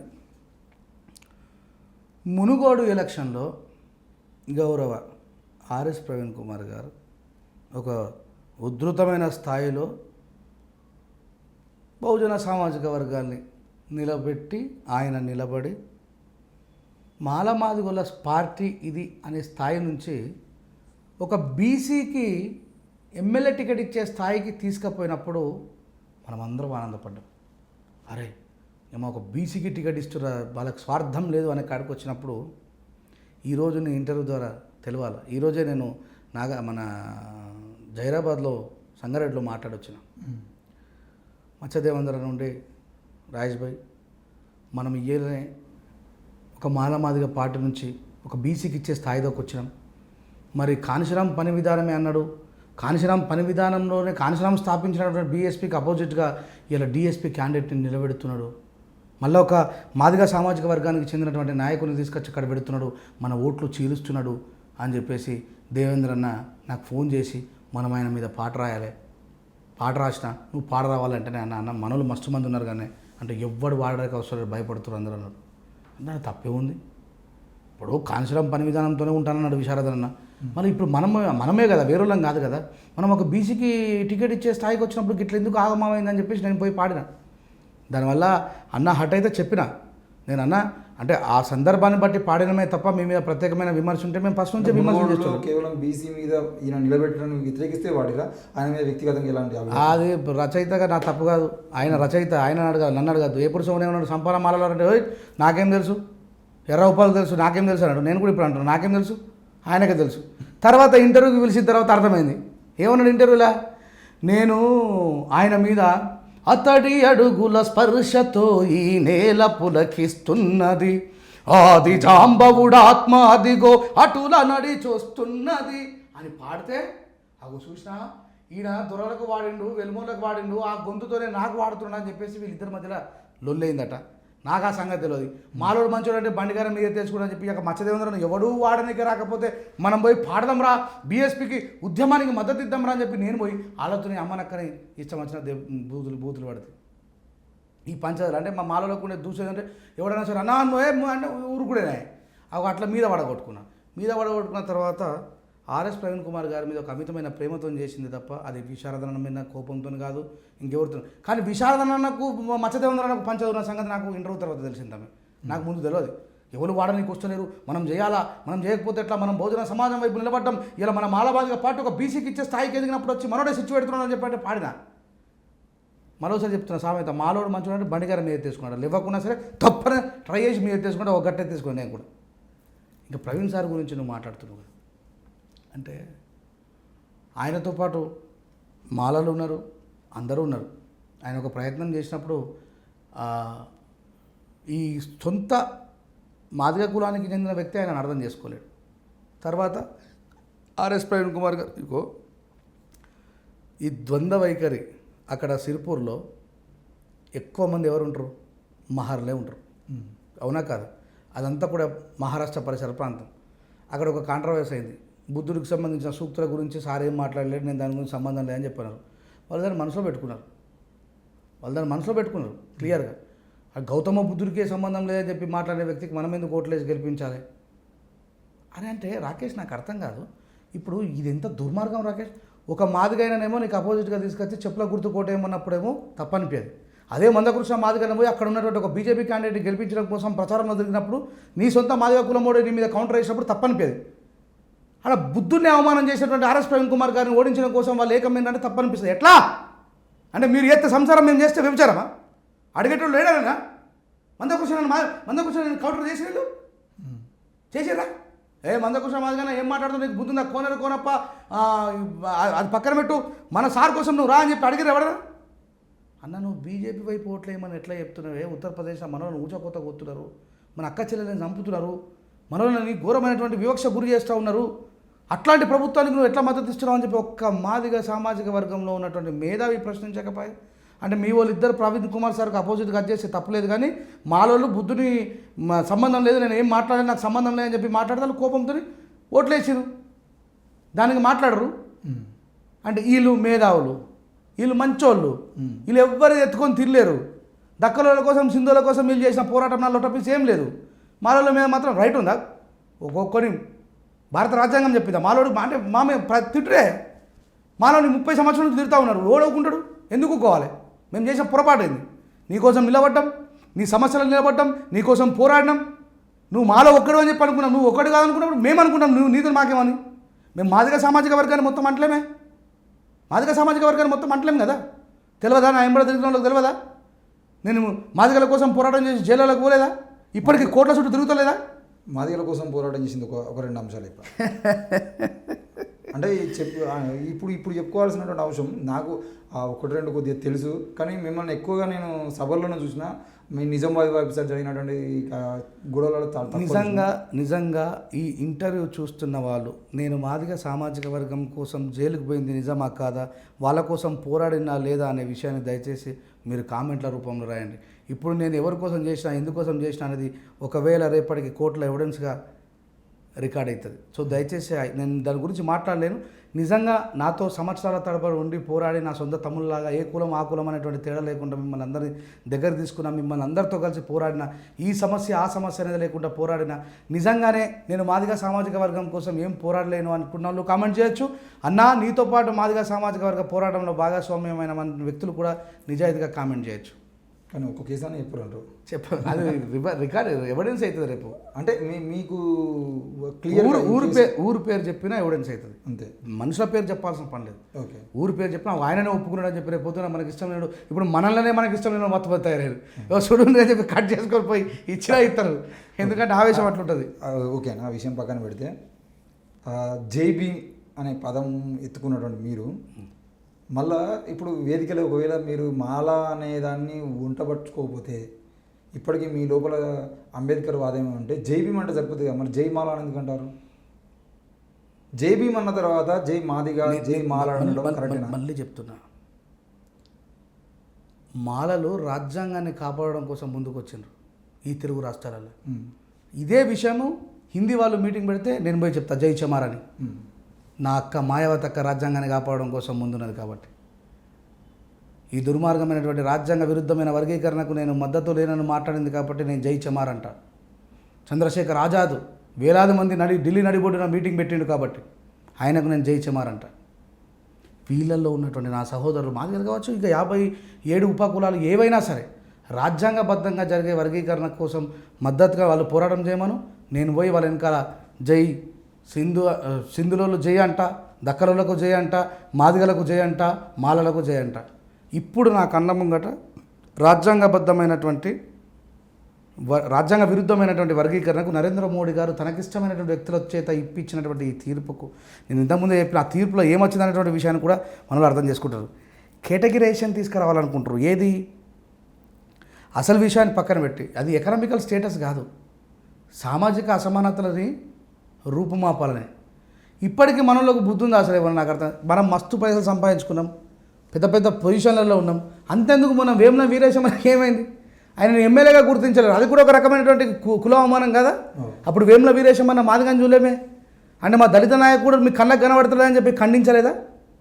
ఎంతమందికి అవమానం జరిగితే అంతమందికి మనం ముంగట నిలబడ్డాం కదా. అంటే దీని అర్థమైంది రిజర్వేషన్ ఉండాల్సిందే. ఇది బయట సమాజానికంటే అవగాహన లేదు, మన సమాజానికన్నా అవగాహన ఉండాలి కదా. ఇది ఆర్థికమైనటువంటి డెవలప్మెంట్ కోసం వచ్చింది కాదు రిజర్వేషన్ అనేది. ఇప్పుడు అది ఏం చేస్తుండ్రు, కేటగిరైజేషన్ తీసేసి కులాలను తీసేసి వర్గాలుగా చేయాలని చెప్పి 4 చాతుర్వర్ణ వ్యవస్థను తీసుకురావాలని ప్రయత్నం చేస్తుండ్రు. గీ మాత్రం కూడా కామన్ సెన్స్ లేదు. అసలు గట్టిగా మాట్లాడితే రిజర్వేషన్ ఏడున్నది, సున్నా కోసమే కొట్లాడుతున్నారనే విషయాన్ని పక్కన పెడితే ఇంకా ఎక్కడో అక్కడ విద్య అవకాశాల కోసం దానికోసం మాత్రమే రిజర్వేషన్ ఉంది. అంతా ప్రైవేటీకరణ అయిపోయింది. మాయావతి గారు ఎప్పుడో ప్రైవేట్ రంగాల్లో రిజర్వేషన్ కావాలని చెప్పి కోరుకున్నారు. ఇప్పుడు మాట్లాడతారు కొద్దిమంది కింద కామెంట్లో, నీకు అసలు రిజర్వేషన్ ఉండదంటే ఇంకా ప్రైవేట్ రంగంలో రిజర్వేషన్ ఉండాలని చెప్పి కోరదు. అసలు ప్రైవేట్ వాడికి కంపెనీ పెట్టుకోవడానికి భూమి ఎవరు ఇస్తారు? గవర్నమెంట్, ప్రభుత్వం ఇస్తుంది. వానికి లోన్ ఎవరు ఇస్తున్నారు? బ్యాంకులు, గవర్నమెంటే కదా. అంటే అది మన గవర్నమెంట్ దానే కదా. వాడు కూలికి పని చేసుకుంటుండు, ఈఎంఐ కడుతూ కూలికి పని చేసుకుంటుండు, అది కూడా గవర్నమెంట్ వాటానే. దాని మీద పోరాట శాత కాదు, 15% రిజర్వేషన్ పెంపొందించే పోరాటం చేయదు. బ్యాక్లాగ్ పోస్టుల గురించి మాట్లాడడానికి వీల్లేదు. ఇవాళ ఎకనామికల్ వీకర్ సెక్షన్ కింద 3% వ్యక్తులు 10% రిజర్వేషన్ తీసుకుంటారు. మన పిల్లలకు 29 ఆర్టికల్ ప్రకారము ఈ 15% దాటి మెరిట్లో అవకాశాలు పొందేటువంటి కూడా సన్నగిలుతున్నాయి. దాని మీద మాట్లాడతలేరు. ఇది ఒక అంశమా? ఇది ఒక అంశమే కాదు. నువ్వు రాజ్యాంగబద్ధంగా తెచ్చుకుంటే 2004 కథం కొబ్బరికాయ కూడా సపడా కూకుంటుర్రి. మాలలు పోయి అక్కడ కౌంటర్ పిటిషన్ ఇస్తుంటే మాలలకు ఏమైనా సుప్రీంకోర్టులో చుట్టమా? కాదే, వాళ్ళ దాంట్లో న్యాయం ఉంది కాబట్టి వాళ్ళు కొట్టేస్తున్నారు కదా. ఈ విషయాన్ని ఎందుకు అర్థం చేసుకోరు? రాజ్యాంగబద్ధంగా రిజర్వేషన్ చేయమని చెప్పు. మాలలు కాదు, ఈ దేశంలో ఎవడు పోయినా ఇప్పుడు తెలంగాణ నువ్వు వెనక తీసుకోవచ్చా? ఎవడు పోరాటం చేసినా అది సాధ్యమవుతుందా? అది పార్లమెంట్లో బిల్లు చేయబడ్డది, అట్లా బిల్లు చేసుకోవాలి. అది లేదు. పాపం ఉత్త గోరెటి వెంకన ఒక్క మాట అన్నందుకే బిడ్డ ఈ లొల్లంత ఎందుకు బిడ్డ, ఓల వాటా ఎంత ఉన్నదో జనాభా లెక్కల ప్రకారం దామాష ప్రకారం చేసుకొని తీసుకోర్రి అంటే రే గోరెటి వెంక అంటే అహంకారమా? రే గోరెటి వెంక నీకు గోరి కడతామంటే తిరగబడతారు రాకేష్ ఏదో ఒక రోజు. ఆ తిరుగుబాటు ఇవాళ వచ్చింది అంతే, దాన్ని ఎవరు ఆపలేరు. రేపు పొద్దున మాదిగల మీద దక్కలలో కూడా తిరగబడతారు. నేను మళ్ళీ చెప్తున్నా, బాబాసాహెబ్ అంబేద్కర్ గారికి చాలా ఘోరమైన మాటలు మాట్లాడుతున్నారు. కాశీమన్న మాట్లాడిన మాటలు మాదిగలకు బాబు జగ్జీవన్, మాలలకు బాబాసాహెబ్ అంబేద్కర్ అని. ఇలా ఒక ఇంటర్వ్యూలో మాట్లాడుతున్నాడు. బాబాసాహెబ్ అంబేద్కర్కి రావాల్సినటువంటి పేరు రాలేదట బాబు జగ్జీవన్ రావుకు. రాజకీయ బానిసలు ఎప్పుడు రాజకీయ బానిసలే, గుర్తుపెట్టుకో. అది ఎవరైనా కావచ్చు, ఏ పార్టీలో ఉన్న రాజకీయ బానిసలు కావచ్చు. గాదర్ కిషోర్ అన్న కానీ, యలమ మాలోడని, బాల్క సుమన్, వీళ్ళు టీఆర్ఎస్ గవర్నమెంట్ని కాదని చెప్పి జాతి పక్షాన నిలబడగలరా? ఎవరైనా, అది మాదిగ నాయకుడైనా. ఇలా వేముల వీరేశం అని ఉన్నాడు, కాంగ్రెస్ ప్రభుత్వాన్ని కాదని చెప్పేసి మాదిగ సామాజిక వర్గాల కోసం పోరాడగలడా? ఇప్పుడు వాళ్ళ దగ్గర ఫ్యాక్టరీలు పెట్టి అక్కడ ఉన్న ప్రజల పానం తీస్తున్నారు, పోరాడమని చెప్పు. రాజకీయం అంటే అవులాగలమా? ఈ రోజు 2024లో బాబాసాహెబ్ అంబేద్కర్ గారు ఆస్తులు ఇచ్చి, భూములు ఇచ్చి, హక్కులు ఇచ్చి, విద్యనిచ్చి సంపన్నంగా బతికే ఈ రోజులలో కూడా ఒక ఎమ్మెల్యే తన సీఎంకి వ్యతిరేకంగా మాట్లాడే సాహసం చేయడు తన జాతి విషయంలో. ఆ రోజులో బాబు జగ్జీవన్ రావు బాబాసాహెబ్ అంబేద్కర్ గారికి భారత రాజ్యాంగం రాసి అవకాశం ఇప్పించిండు. పార్లమెంటు లోపట్లకు తీసుకుపోయి నెహ్రూ పక్క కూర్చోబెట్టిండు. కాకమ్మ కథలు నమ్మడానికి మేమేమన్నా 10th క్లాస్ ఫెయిల్ అయిన వాళ్ళం కాదే కృష్ణన్న. మేము చదువుకున్నాం, రాజ్యాంగాన్ని చదివినాం, చరిత్ర చదివినాం. నా గురువు ద గ్రేట్ కదిరి కృష్ణ గారు చెప్పిర్రు బాబు జగ్జీవన్ రావు చెంచా అని. ఆయనకు చెప్పింది ఎవరు? మాన్యశ్రీ కాంశీరామ్ గారు చెంచా యుగం అనేటువంటి పుస్తకాన్ని బాబు జగ్జీవన్ రావు కోసం రాసిండు. మాట్లాడితే ఏమన్నా కాంశీరామ్ గురించి మాట్లాడు, లేకపోతే మాయావతి అక్క గురించి మాట్లాడు తప్ప మమ్మల్ని ఊకే మనువాదులు, వాళ్ళు సంపన్న మానలు. మా దగ్గర కూడా సంపన్నులు లిస్ట్ తీసినా కదా ఇప్పుడు.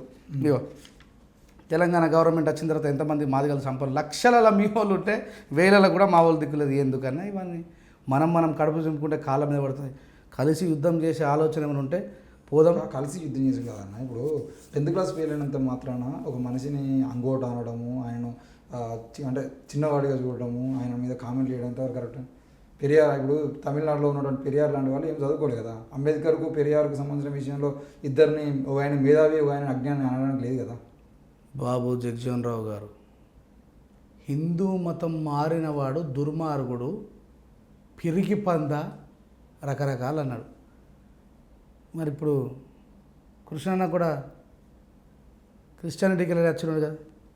ఇప్పుడు ఏమన్నా మరి నువ్వు ఏ గురువునైతే ఎత్తుకున్నావో, ఎవరైతే నా జీవన విధానానికి నన్ను గొప్పని చేసిన వ్యక్తి అన్నావో, మరి అంత కాంశీరామ్ సార్ ఎందుకు పెట్టలే ఆయన మేనిఫెస్టోలో? చూడు ఎప్పుడన్నా బీఎస్పీ దాంట్లో ఉన్న మహానీయులలో ఎక్కడైనా బాబు జగజీవన్ రావు ఉన్నాడేమో.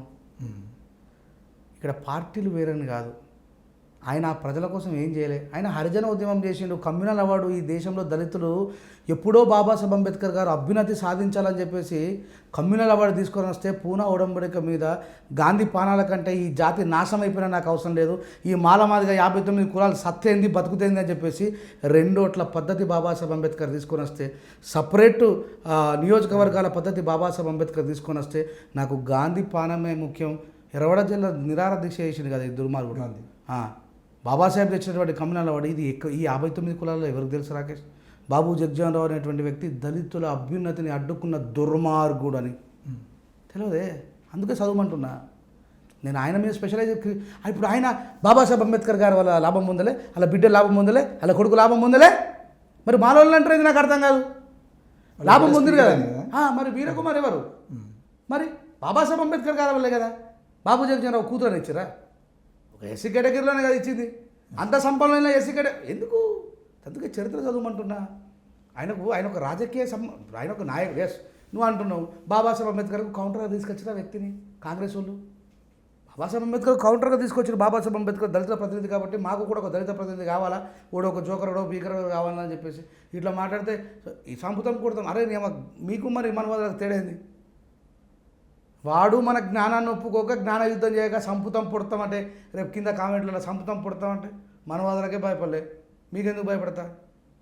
రాజేష్ రేంజర్ల అనే వ్యక్తి ఆగస్టు తర్వాత అంబేద్కర్ పాటలు పాడడం బంద్ చేసిండు. ఇప్పుడు మొత్తం అదైపోయిండు. మళ్ళీ చెప్తున్నారు అంటే ఇది కొంతమంది కామెంట్లు పెట్టిరు. చాలామంది నాకు పర్సనల్గా ఎప్పుడైతే ఈ వర్గీకరణ అంశం తెర మీదకి వచ్చిందో, అసలు నిజానికి నేను ఇప్పటివరకు ఇక్కడ అవకాశం రాలే, చెప్పుకునేటువంటి పరిస్థితులు రాలే. నేను ఎంఎస్సీ సైకాలజీ చేసి సైకాలజిస్ట్గా పనిచేసిన, ప్లస్ మూఢనమ్మకాల మీద 2010 నుండి పనిచేస్తున్నా. అది మీ అందరికీ తెలిసిన విషయం. బైరు నరేష్ మీద దాడి జరిగినప్పుడు, పోలీస్ వాహనంలో దాడినప్పుడు చాలామందికి ఫోన్ చేసి నరేష్ని కొట్టిరు, మీకు కోపం ఉన్నది కాబట్టి నరేష్ని కొట్టిరు. కానీ కొట్టిన వాహనము పోలీసు వాళ్ళది. పోలీస్ వాహనంలో దాడి జరగడం అనేది అప్రజాస్వామికం. దీని మీద కనీసం డిబేట్ పెట్టండి, కనీసం దీనికి వ్యతిరేకంగా అది అప్రజాస్వామికం ఒక వార్త రాయండి అని చెప్పేది అంటే చాలామంది మీడియా వాళ్ళు భయపడ్డారు. ఆ క్రమంలో నేను నరేష్ అన్నకు చెప్పకుండా ఏం చెప్పకుండా అప్పుడున్నటువంటి నా మిత్రులు రాచకొండ రమేష్ బాబుకి కానీ లేదంటే ముషం సీన్కి ఫోన్ చేసి ఇట్లా నేను కూడా జర్నలిస్ట్ కావాలనుకుంటున్నా ఇదని చెప్పేసి అని అవకాశాల కోసం ప్రయత్నం చేసిన. అప్పుడే అదే సమయంలో సాయిచంద్ గారు చనిపోవడం వల్ల హైదరాబాద్కి రావడం. ఆ 11 రోజుల కాలంలో రాచకొండ రమేష్ కానీ లేదంటే మన ముషం సింగ్ కానీ ఎక్కడనే ఉండు, నువ్వు హైదరాబాద్ ఉంటే ఏదో ఒక అవకాశం ఉంటుంది, నువ్వు ఇంటికి పోతే ఎవడిస్తారా అన్నప్పుడు ఇక్కడ జర్నలిస్ట్ అయిన కానుండి దాదాపుగా ఈ ఛానల్లో N9 మీడియా వేదికగా మొత్తం కమర్షియల్ ప్రోగ్రాంలు కానీ రాజకీయ నాయకులకు డబ్బా కొట్టడం కానీ ఏం చేయకుండా సామాజిక అంశాలను తీసుకొని ఈ ఛానల్ నడిపిస్తూ ఉన్నాం. ఇప్పుడు ఈ ఛానల్లో పనిచేస్తున్నందుకు నువ్వు ఏంటి మాదిగ ద్రోహివి, వర్గీకరణ ద్రోహివి, నువ్వు సామాజిక ద్రోహి అని చెప్పి చాలామంది చాలా ముద్రలు ఇస్తారు. రోజు ఏదో కథ పడేది ఉంటే ఆ కథకి నన్ను యాడ్ చేసి పోస్టులు పెడతా ఉన్నారు. నేను అంటే వాళ్ళకి సమాధానం చెప్పేటువంటి పరిస్థితుల్లో నేను లేను. పరిస్థితులు అంటే వాళ్ళకి చెప్పాల్సిన, బుద్ధుడు చెప్పినట్టుగా మూర్ఖులతో వాదన చేస్తూ కూర్చోవాల్సినటువంటి అవసరం నాకు లేదు. నేను కూడా ఒప్పుకుంటా. కానీ సమస్య ఏమొచ్చిందనంటే వీళ్ళు కామెంట్లు చేసుకుంటూ నన్ను ఏదో చేద్దాం అనుకుంటారు. కానీ దీనివల్ల నాకు రావాల్సిన పాపులారిటీ ఇంకా పెరుగుతుంది తప్ప తగ్గేదేం లేదు.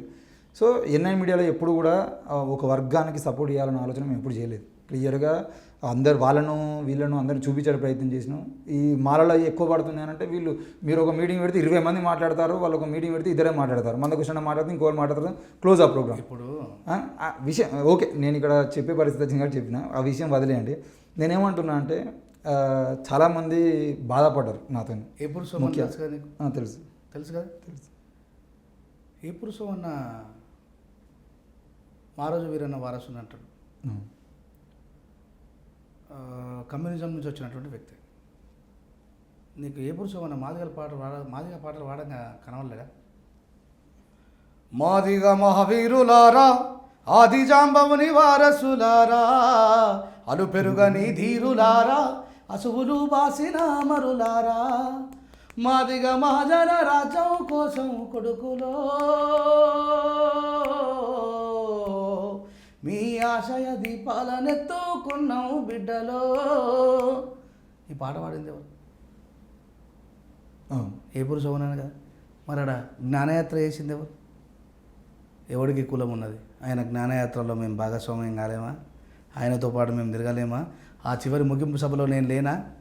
అంటే మీరు 30 ఏళ్ళ నుంచి 25 సంవత్సరాల నుంచి మాదిగ పాటలు వాడచ్చు, మాదిగ డైరీ ఆవిష్కరణలకు పోవచ్చు, మీరు బహుజన యుద్ధ నౌకలు మాదిగలకు సంబంధించిన సభలకు పోవచ్చు.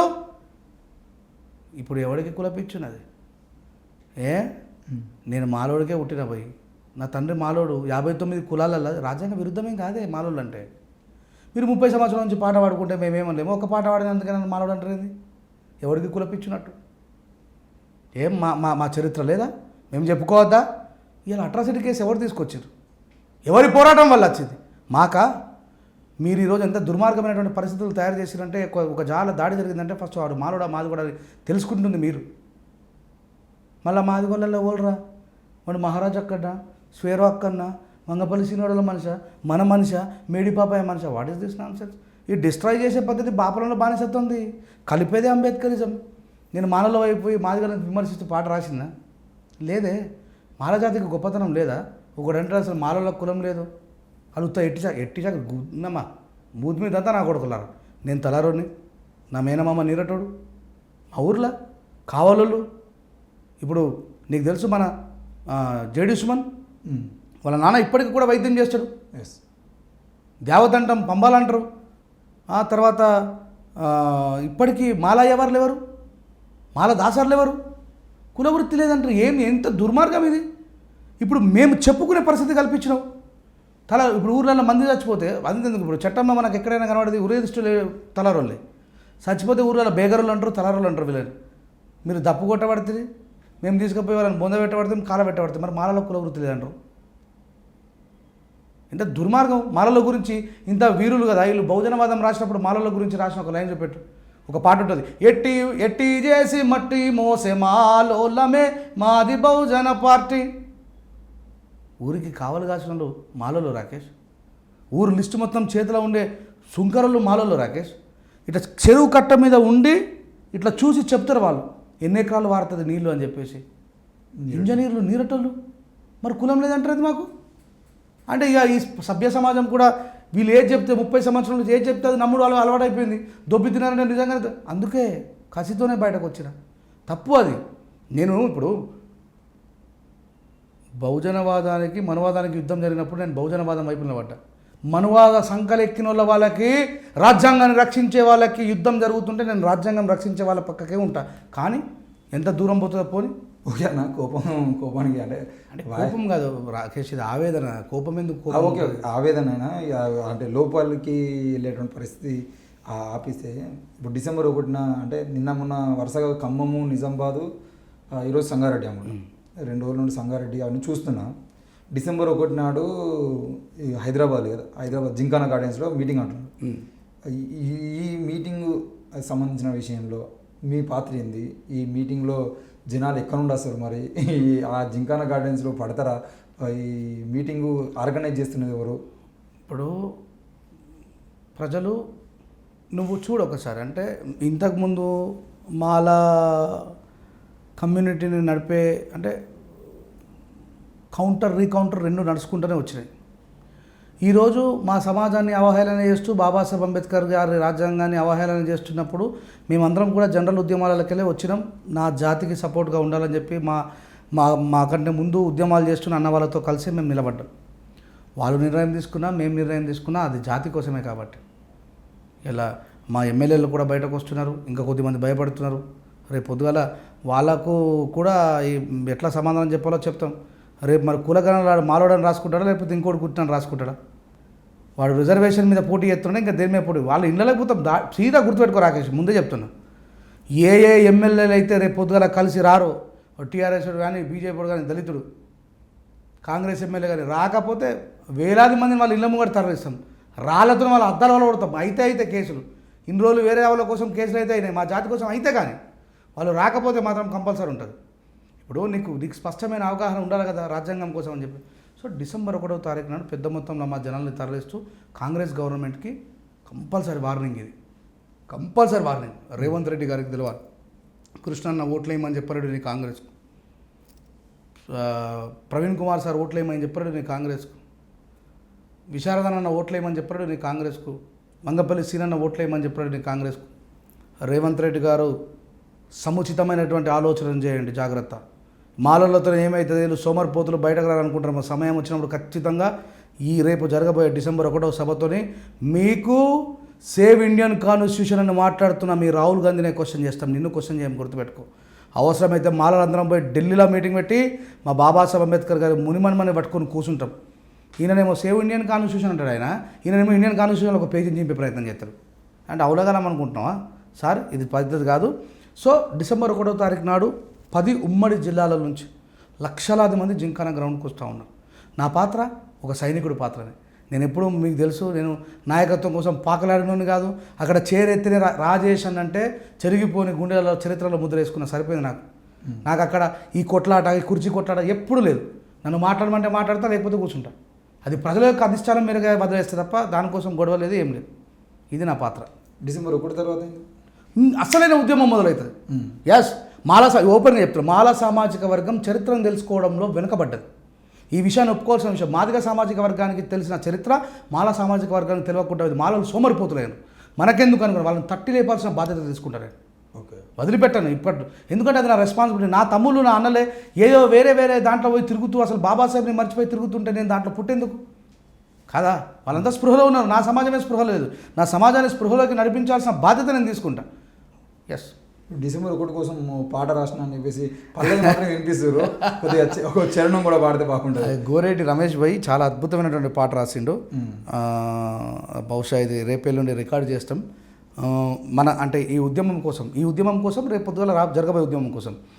నడవరమాల నడుం కట్టరమాల, నడవరమాల నడుం కట్టరమాల, లేవరమాల నిద్దుర లేపరమాల, పద పద పద అడుగులేస్తూ నడు ఉరకలేస్తూ, పద అడుగులేస్తూ నడు ఉరకలేస్తూ, సాగుతున్న సమరానికి సాయమవ్వగా, జరుగుతున్న పోరుగును సిద్ధమవ్వగా, నడవరమాల నడుం కట్టరమాల, లేవరమాల నిద్దుర లేపరమాల, మాలలంత మనువాదులు అంటూ నిందలేస్తుంటే, ఏండ్లకేండ్లు మా సొమ్మును దొబ్బి తిన్నారంటుంటే, మాలలంత మనువాదులు అంటూ నిందలేస్తుంటే, ఏండ్లకేండ్లు మా సొమ్మును దొబ్బి తిన్నారంటుంటే, చెప్పి ఇన్నేళ్లుగా అబద్ధాల సమాధిపై నిజాన్నంత పాతరేసి నిన్ను దోషిగా నిలబెడితే, సిగ్గుశరం లేకుండా ఇంట్ల వండుకుంటవేరా, సిగ్గుశరం లేకుండా ఇంట్ల వండుకుంటవేరా, నిజం చెప్పి మాట్లాడగా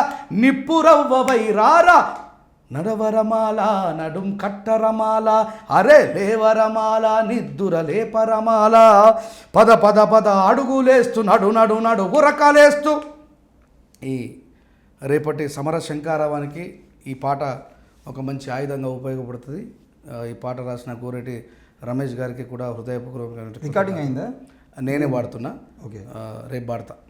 అంటే ఈ మధ్యకాలంలో చాలా పాటలు వస్తున్నాయి, కానీ మీరు వాడినట్టు కాకుండా వేరే మన తెలుగు చెక్క వాళ్ళు వీళ్ళే పాడుతున్నారు. అంటే ఇప్పుడు జాతి యొక్క సమస్యను గుర్తించిన వాళ్ళు జాతికి అండగా నిలబడాల్సిందే. మేము ఎప్పుడు ఎవరిని దూషిస్తూ రాష్ట్రాలను ఎవరిని దూషిస్తూ పాడతారు. మా జాతిని జాగృతం చేసుకోవడం కోసం, మా సమాజాన్ని, మా కులాన్ని మేము మేల్కొల్పడం రాజ్యాంగబద్ధమే తప్ప రాజ్యాంగ విరుద్ధమే కదా. అలా 30 సంవత్సరాల నుంచి వాడినా మేమేమన్నా ఓపెన్గా రాసుడు ఓ సంపన్న మాలలారా వెన్నుపోటు మానుకోండిరా. నేను రాయరదా ఓ సంపన్న మాదిగలారా మనవాదుల సంకనెక్కకుండ్రిరా. ఎంతసేపు విచ్ఛిన్నం చేసే ఆలోచన మాకు లేదు. ఎవడెవడో ఏదో రాసుకున్నా పట్టించుకునే అవసరం లేదు. తాటాకు సప్పులకు కుందేలే భయపడాయి, సింహాలం మేము ఎందుకు భయపడతాం? ఎస్ చరిత్ర ఉంది, ఏదో పుక్కిడి పురాణమైన చరిత్ర చెప్పట్లే. ఇంకా చరిత్రలో పోతే చాలా ఉంటుంది కథ, అవసరం లేదు. గాల్లే పుట్టిడు గాలి లేకుండా పుట్టిడు ఇవన్నీ చెప్పుకోవాల్సిన పని లేదు. బాబాసాహెబ్ అంబేద్కర్ ఒక్కరు చాలు. ఆయన కులం కోసం ఆలోచించిన వ్యక్తి కాదు, ఈ భారతదేశ పీడిత ప్రజల కోసం ఆలోచించిన వ్యక్తి. మేము కూడా అట్లనే ఉన్నాం. కానీ ఇప్పుడు మీరు అనుకున్నట్టు వర్గీకరణ జరిగితే ఈ లొల్లిపోతే కదా మొత్తానికి లొల్లిపోయి మళ్ళీ మీరు అనుకుంటున్న రాజ్యాధికారం. మళ్ళీ చెప్తున్నానయ్యా బాబు, రాజ్యాంగబద్ధమైన వర్గీకరణ చేసుకోండి, ఎవరద్దన్నారు? మీరు పోరాడండి, మీ పోరాటంలో రాజ్యాంగబద్ధంగా పోండి. నేను చెప్తున్నా కదా, రాజ్యాంగబద్ధంగా జరిగితే నేనే మద్దతు ఉంటా. కృష్ణన్న పక్కపండి కూర్చున్నా ఆల్రెడీ, నేను ఇప్పుడు కూడా కూర్చుంటా. ఇది ఎందుకు నువ్వు చేసుకుని సపరేట్ కూకోలే కదా. మళ్ళీ మాలలో మౌనం విడాలి, మాలలో రోడ్డు మీదకి రావాలి, మాలలో లొల్లు పెట్టాలి. అంబేద్కర్ ఇప్పుడు మాలలో అంటే సప్పుడు వేయలేరు, మళ్ళీ అంబేద్కర్ గెలకబడుతుంది. బాబాసాహెబ్ అంబేద్కర్ కూడా కులపిచ్చి లేకపోతే ఆయన మహర్ల సమ్మేళనం ఎందుకు పెట్టినట్టుండు? ఇదంతా బీజేపీ చేస్తున్న చర్య అని చెప్పింది.